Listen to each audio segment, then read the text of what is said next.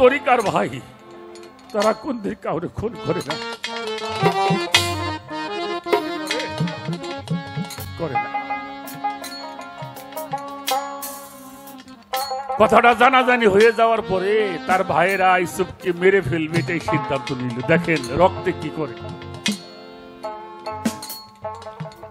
অনেক বড় ঘটনা বলুন না, ওনাকে যেভাবে নিয়ে গেল হরিণ শিকারের কথা বলে, বাবা দিতে চাইল না। যখন উনি তো বুঝতে পারছে যে আমার ছেলের ওরা বাঁচাই রাখবো না, আল্লাহ বলল, হে নবী ওয়া ইন্না লাহু আলা হাফিজুন, আমার উপরে সবকিছু অর্পণ করা, আমি আল্লাহ হেফাজত করব। সুবহানাল্লাহ। বাবা আমি আল্লাহর উপরে সবকিছু অর্পণ করতে পারি না, আল্লাহ আমার হেফাজত করলো,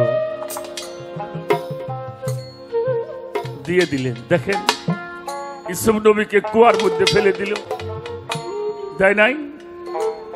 ইউসুফ নবী বাঁচে নাই।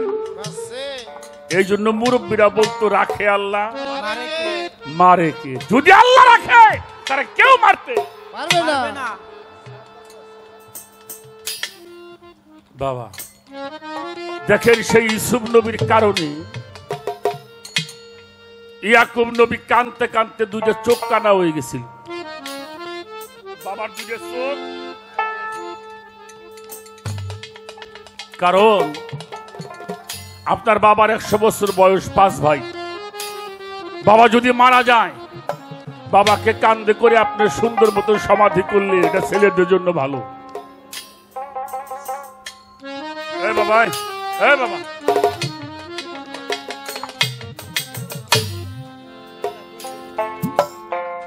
আপনি বসেন, একটু পরে খাওয়ান।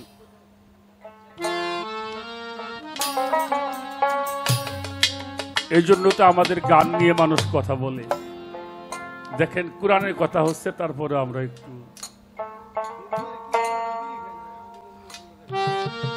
যাই হোক। আচ্ছা উনি যদি আল্লাহর কাছে কইতো, আল্লাহ আমার চোখ ভালো করে দাও, দিত না? দেখেন বাবার চোখ কানা হয়ে গেল কেন? কারণ সব ছেলে বাবার মনের কাছে প্রিয়। ছেলের লাশ বাবার কান্দে উঠা বড় কঠিন ব্যাপার বাবা, খুব কঠিন ব্যাপার। ইউসুফ আলাইহিস সালাম তার ভাইয়ের আসছিল সাহায্য নেওয়ার জন্য। ইউসুফ নবী তখন মিশরের গভর্নর, গভর্নর ছিল। ভাইদের কাছে পরিচয় দেয় নাই। যাওয়ার সময় জামা খুলে দিয়ে বলছিল, আপনার বাবার সামনে, চোখের সামনে ধরলে জামাটা আপনার বাবার চোখ ভালো হয়ে যাবে। সুবহানাল্লাহ। ছেলেরা তাই করলো। যখন বাবা ইউসুফ নবীর ঘরের মধ্যে জামা নিয়ে প্রবেশ করেছিল, ইয়াকুব নবী চিৎকার দিয়ে পাগল হয়ে গেছিল, এই তোরা কে কোথায় আসো, আমার কাছে আমার ইউসুফ বাড়ি আসছে। সুবহানাল্লাহ। ছেলেরা বললো, বাবা ইউসুফের পাও কোথায়? বলে ইউসুফের গায়ের গন্ধ পাইতেছি। এটা শুধু বাবা আর ছেলে নয়, এখানে গুরু শিষ্যর একটা প্রেম। জামাটা যখন চোখের সামনে ধরলো, ইয়াকুব নবীর চোখ দুইটা ভালো হয়ে গেল। তখন ইয়াকুব নবী বলেছিল, এটা আমার ইউসুফ নবীর জামা, আমার ইউসুফ বেঁচে আছে। পরের দিন 10 ছেলে বিবিকে সঙ্গে করে মিশর গিয়ে সর্বপ্রথম ইউসুফ নবীর পায়ের মধ্যে বাবাই সেজদা করে, মা সেজদা করেছে, ভাইরা সেজদা করেছে। ইউসুফ নবীও বাবারে মারে সিংহাসনে বসে, তিনিও বাবা মায়ের কদমের মধ্যে চুমা।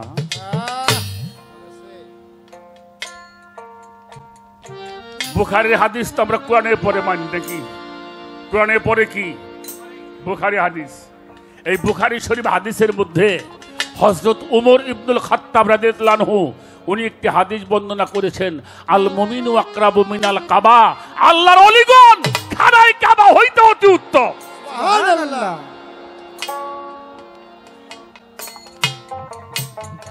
খানায় কাবা থেকে আল্লাহর ওলিরা উত্তম।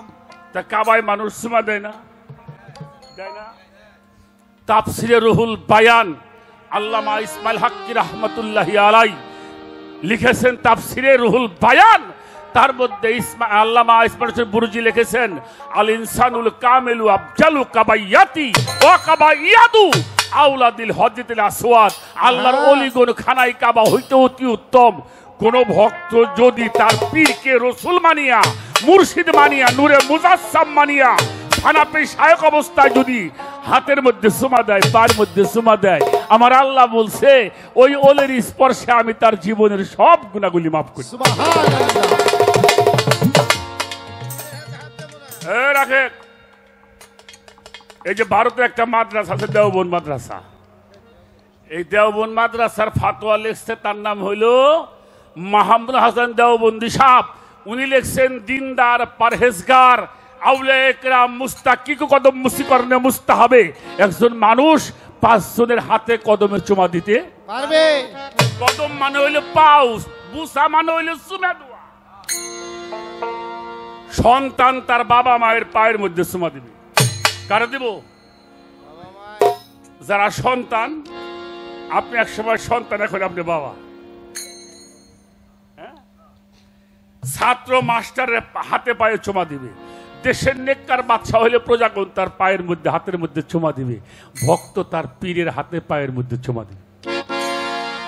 আর রাসূল বলছেন, এটা হাদিস বুখারী, যদি কোন সন্তান তার মায়ের পায়ের মধ্যে চুমা দেয়, সে জান্নাতের দরজার মধ্যে। কোথায় চুমা দিল? আচ্ছা বাবা, সন্তানের জান্নাতটা কোথায়? কথা কয় না। কার? মার পায়ের নিচে।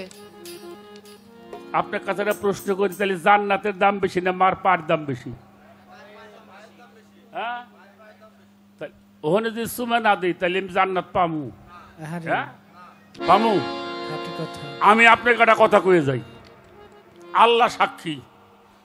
আল্লাহ আপনার বাবার পায়ের মধ্যে চুমা দিবেন, মায়ের পায়ে চুমা দিবেন, গুরুজনের পায়ে চুমা দিবেন, পীরের হাতে পায়ে চুমা দিবেন।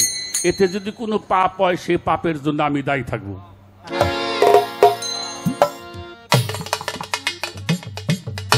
তুমি দলিল দেখি করবে তো?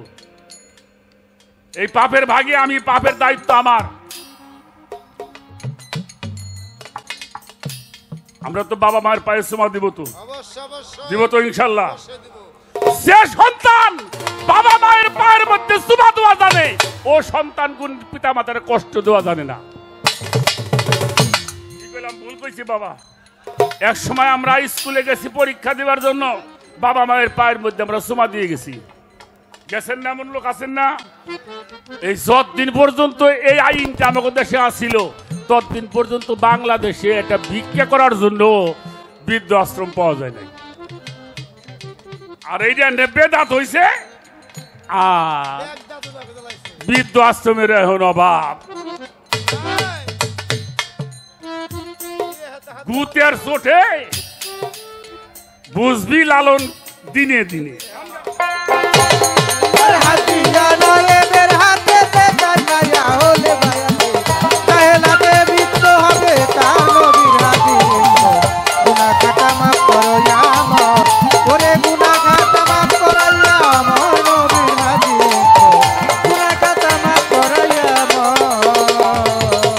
পীরের হাতে হাত দেব না, পাশের গুনা আর রবে না। সামনে যাইয়া হুকুম তামিল কর, পাগল মনোরে সামনে তাহার হুকুম তামিল কর। পাগল মনোরে সামনে তাহার হুকুম তামিল কর। পীরের হাতে হাত দেব না, পাশের গুনা আর রবে না। সামনে যাইয়া হুকুম তামিল কর, পাগল মনোরে সামনে যাইয়া হুকুম তামিল কর। পাগল মনোরে সামনে যাইয়া হুকুম তামিল কর। তোর মুর্শিদ যদি কইরা দেয় মাপ,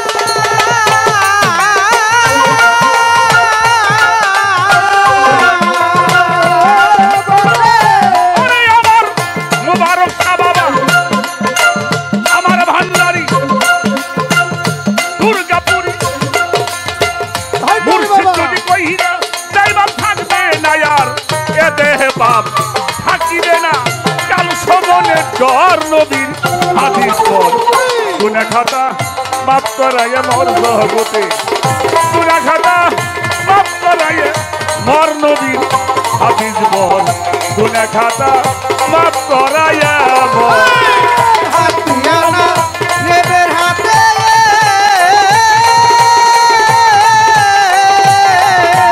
ও ভক্ত হাতিয়ানা নেবের হাতে বসে মায়া হো সাহেলাতে চিত্ত হবে তার নবী হাদিস গুনাহ খাতা মাফ করায়া ওরে গুনাহ খাতা মাফ করায়া নবীর হাদিস গুনাহ খাতা মাফ করায়া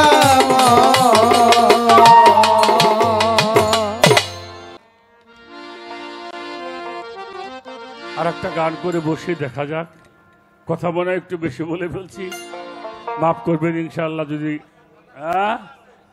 তো আপনারা যারা আছেন আমাদের দুইটা পন্থা আছে একটা হক্কানে আলেম ওলামা আছে আর একটা পীর মাশায়েখরা আছে তাদের কাছে আপনারা যাবেন জানবেন বুঝবেন এবার সাইজির একটি গান রেখে যান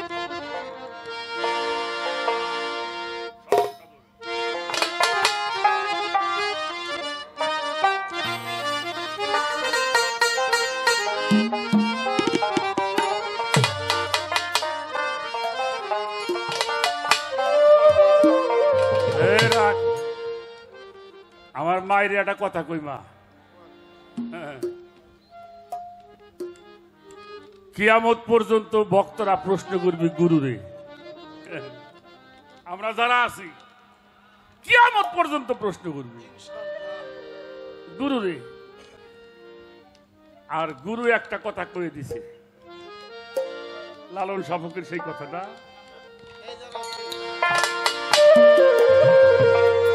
এইভাবে সর্বসাধন সিদ্ধ হয় তার এইভাবে সর্বসাধন সিদ্ধ হয় তার এই মানুষ গুরু নিষ্ঠা যায় এইভাবে মানুষ গুরু নিষ্ঠা যায়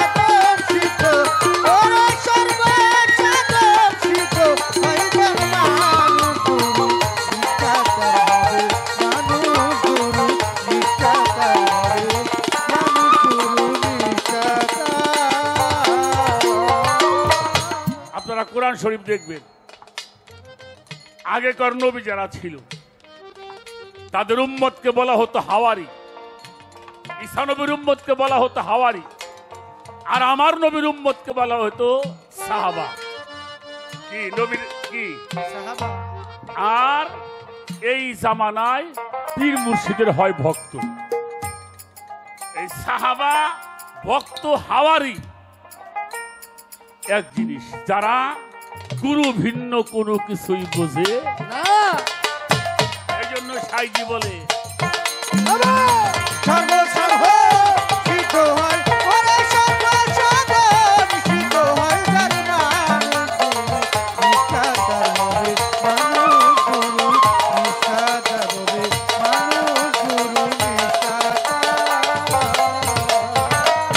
ওরে নিরাকারে জ্যোতির্ময় যে আকার সাকার রূপ ধরেছে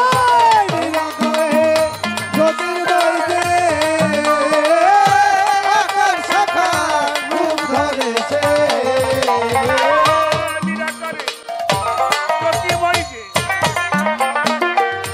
আকার সাকার রূপ ধরেছে ও যেই দিব্য জ্ঞানী হয় সেই জানিতে পায় দিব্য জ্ঞানী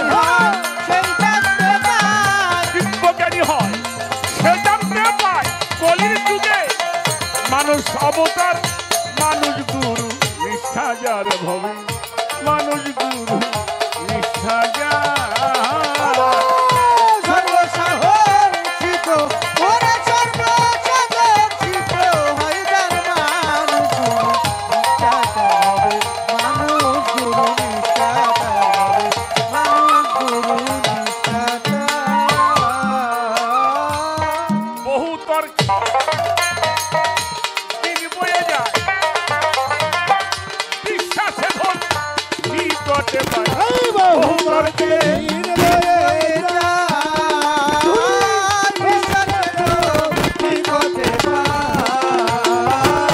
আর বহু তর্কে